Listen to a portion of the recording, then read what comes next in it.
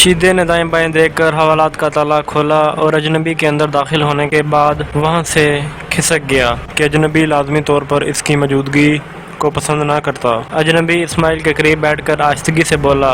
اسماعیل سپاہی سے اس کی گفتگو سن چکا تھا اور جس وقت وہ سپاہی سے مصروف گفتگو تھا اسے کنکھیوں سے دیکھ بھی لیا تھا، مگر بہت زیادہ دماغ پر زور دینے کے باوجود وہ اسے پہچان نہ پایا تھا۔ شاید اسٹیل مل کے مالکان میں سے کوئی ہو، ایک سوچ اس کے دماغ میں گونجی۔ اس وقت اجنبی نے قریب آ کر اسے سلام کیا۔ وعلیکم السلام کہتے ہوئے اس نے کراہ کر آنکھیں کھول دی۔ نہ جانے پولیس نے کن حربوں سے اسے زدوکوب کیا تھا کہ وہ بات چیت میں بھی دشواری محسوس کر رہا تھا۔ اجنبی نے اس کا دایاں ہاتھ نرمی سے اپنے ہاتھوں میں تھام لیا، گویا اس کی جسمانی تکلیف سے واقف تھا، اور پھر اس نے گفتگو کا سلسلہ شروع کیا۔ روشنی کے شہر کراچی کو تاریخ کرنے کی سازشیں بے نقاب، بھارتی ایجنسی رو کی چال بازیاں مکاریاں، ایک ایسے نوجوان کی داستان جسے حالات نے دہشت گرد بننے پر مجبور کیا۔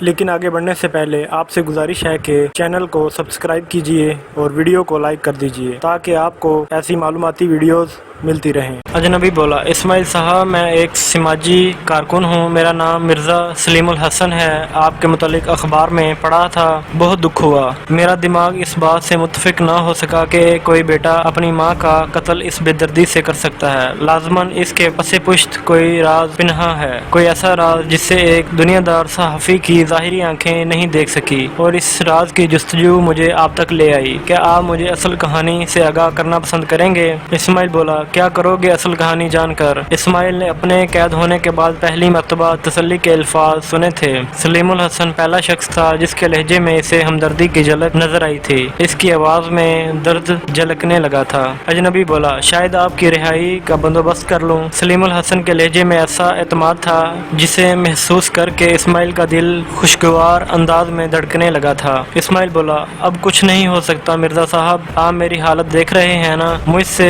نہ کردہ جرم کا اقرار کرانے کے لیے یہ میری حالت بنائی گئی ہے۔ اجنبی بولا۔ اس کی فکر مت کرو، ریمانڈ کے دوران تمہارے دیے گئے بیان کی کوئی اہمیت نہیں ہوگی، تم عدالت کے سامنے آسانی سے اس بیان سے منحرف ہو سکتے ہو۔ اسماعیل بولا۔ تاکہ بعد میں تھانے دار مجھے زندہ درگور کر دے۔ اجنبی بولا۔ جوان، تم تھانے دار کی فکر چھوڑو، اس سے میں نبٹ لوں گا، بس اب جلدی سے شروع ہو جاؤ کیونکہ میرے پاس ٹائم کم ہے۔ اسماعیل نے فاضل خان کے مطالبے سے لے کر اپنی بہن کی بے حرمتی اور قتل تک کی ساری تفصیلات مختصراً سلیم الحسن کے گوش گزار کر دی۔ اپنی بہن کی عصمت دری کا ذکر کرتے ہوئے اس کے لہجے میں عجیب بے بسی، ذلت، غیظ و غضب اور افسوس در آیا تھا جسے محسوس کیے بنا سلیم الحسن نہ رہ سکا۔ ایک لمحے کی خاموشی کے بعد وہ دکھ بھرے لہجے میں بولا۔ مجھے نہایت افسوس ہے مگر تمہارے دکھ کا مداوع نہیں کیا جا سکتا۔ تمہارے بھرے پورے گھر کو فاضل خان نے جس درندگی اور بربریت کا نشانہ بنایا اس کی مثال دینی مشکل ہے۔ ابھی تک سلیم الحسن اتنا ہی کہہ پایا تھا کہ شیدے نے حوالات کے دروازے پر آ کر کھنگارتے ہوئے اپنی موجودگی کا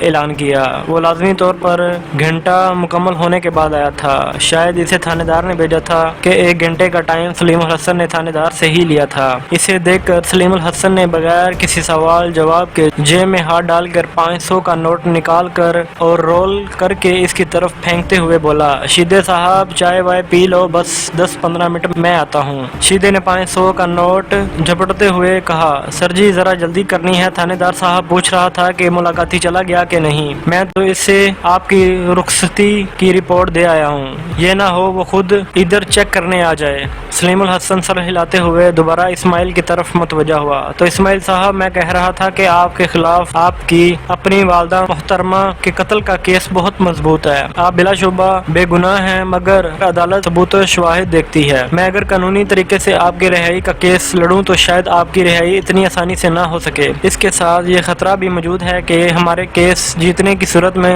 فاضل علی خان آپ کو حوالات کے اندر نقصان بھی پہنچا سکتا ہے، جبکہ اس کے برعکس یعنی غیر قانونی طریقے طریقے سے کام لیتے ہوئے آپ کو حوالات سے فرار کرایا جا سکتا ہے۔ اس طرح بے شک آپ قانون کی نظر میں مجرم ہوں گے، مگر فاضل سے اپنے والدین کے قتل کا بدلہ لینا آپ کے لیے آسان ہو جائے گا۔ یوں بھی پولیس کے پاس اتنا فالتو ٹائم نہیں ہے کہ وہ مجرموں کے پیچھے بھاگتی پھرے۔ اسماعیل بولا مگر حوالات سے فرار ہونا؟ سلیم الحسن نے قطع کلامی کی، وہ مجھ پر چھوڑ دو، مجھے اس طرح فرار کرانے میں آپ کا کیا فائدہ ہوگا؟ اسماعیل بولا دیکھو جوان، میرے فائدے اور نقصان میں سر نہ کھپاؤ، تم صرف اپنا فائدہ دیکھو۔ یوں بھی تم موت کی دہلیز پر کھڑے ہو، اور جہاں تک میرا خیال ہے فاضل علی خان اور انسپکٹر حکمداد سے انتقام لینے کے بدلے میں تمہیں ہر قسم کی شرائط منظور ہوں گی۔ اسماعیل بولا صحیح کہا، مگر پھر بھی میں آپ کی عنایت کی قیمت جاننا چاہوں گا۔ سلیم الحسن بولا میرے پاس تفصیل بتانے کا ٹائم نہیں ہے، البتہ یہ میرا وعدہ رہا کہ تمہیں کسی بھی بات سے اختلاف ہو تو بے جھجک انکار کر سکتے ہو۔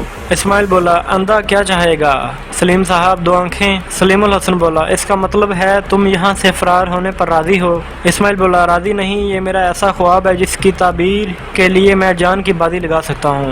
سلیم الحسن بولا گڈ بوائے، اب میں چلتا ہوں، تم ذہنی طور پر تیار رہنا، کل انشاءاللہ حوالات میں تمہارا آخری دن ہوگا۔ یہ کہہ کر اس نے اسماعیل سے الوداعی مصافحہ کیا اور حوالات سے باہر آ گیا۔ شیدہ جو تھانے دار کے آفس کے باہر بے چینی سے اس کے باہر نکلنے کا منتظر تھا، اسے باہر آتے دیکھ کر اس کی طرف بڑھا۔ سر جی ہو گئی بات چیت؟ سلیم الحسن بولا ہاں یار بڑی مہربانی، اب کل ملاقات ہوگی۔ شیدہ بولا ضرور ضرور سر، کیوں نہیں۔ شیدہ جلدی سے بولا کہ ایسی ہی موٹی اسامیوں سے تو ان کا دانا پانی چلتا ہے۔ مرزا سلیم الحسن کے حوالات سے نکلتے ہی اسماعیل کھلی آنکھوں سے فرار کے سہانے سپنے دیکھنے لگا۔ پولیس نے جس وقت اس سے اپنی ماں کے قتل کا اقرار کرایا تھا، اس وقت سے اس نے پھانسی کا پھندا اپنے گلے میں فٹ ہوتے محسوس کر لیا تھا۔ پوری دنیا میں اسے کوئی بھی اپنا ہمدرد اور غم خوار دکھائی نہیں دے رہا تھا۔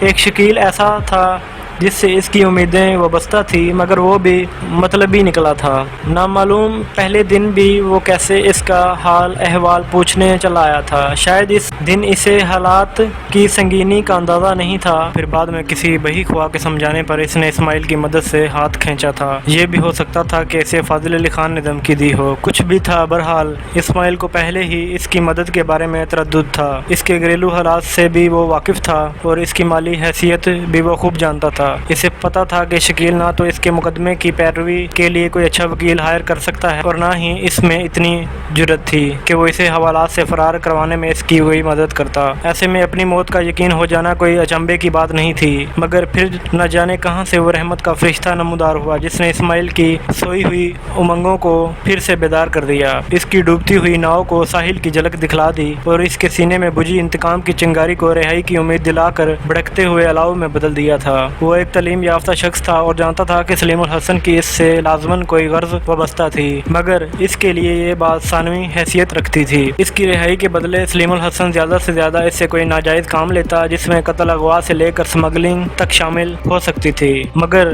زندگی کے بدلے ان امور کی کوئی اہمیت نہیں تھی۔ سب سے پہلے اس کی اپنی جان اور اپنے گھر والوں کے انتقام کی اہمیت تھی، اس کے بعد اخلاقیات کا نمبر آتا ہے۔ یوں بھی جو کچھ اس کے ساتھ پیش آ چکا تھا، اس کے بعد نیکی کی ترغیب اور گناہ کا خوف اس کے لیے بے معنی ہو چکا تھا۔ بہت دنوں بعد اس کے دل میں جینے کی امنگ جاگی جس نے اسے ساری رات بیدار رکھا۔ وہ شدت سے آنے والے دن کا منتظر تھا، ان دعاؤں کے ساتھ کہ کہیں سلیم الحسن اپنا ارادہ نہ بدل دے۔ ان لمحات میں ابن انشا کی نظم اس کے دماغ میں گونجی۔ اب عمر کی نقدی ختم ہوئی، اب ہم کو ادار کی حاجت ہے کوئی جو ساہوکار بنے، ہے کوئی جو دیون ہار بنے، کچھ سال مہینے دن لوگو پر سود بیاج کے بن لوگو، ہاں اپنی جان کے خزانے سے، ہاں عمر کے توشہ خانے سے، ہاں نام ادار کا آیا ہے، کیوں سب نے سر کو جھکایا ہے۔ ہم مانگتے نہیں 1000 برس، 10-5 برس، 2-4 برس، آسان بنے دشوار بنے پر کوئی تو دیون ہار بنے۔ ہم بیٹھے ہیں کشکول لیے، سب عمر کی نقدی ختم کیے، اب گیت گیا سنگیت گیا، ہر شہر کا موسم بیت گیا،